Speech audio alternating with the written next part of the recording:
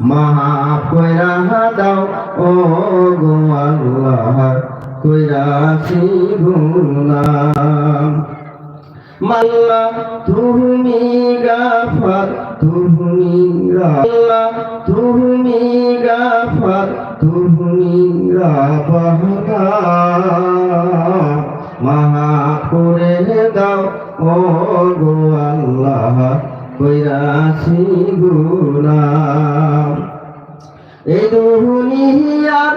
আদালতে হাকিম থাকে আসামির পক্ষে এই দুনিয়ার আদালতে হাকিম থাকে আসামির পক্ষে সেই দিন তোমার কি হবে মন আমি জানি না সেই দিন তোমার কি হবে মন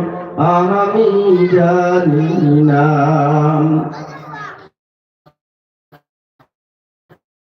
কাহার আব্বার নাম আলাদা রন করে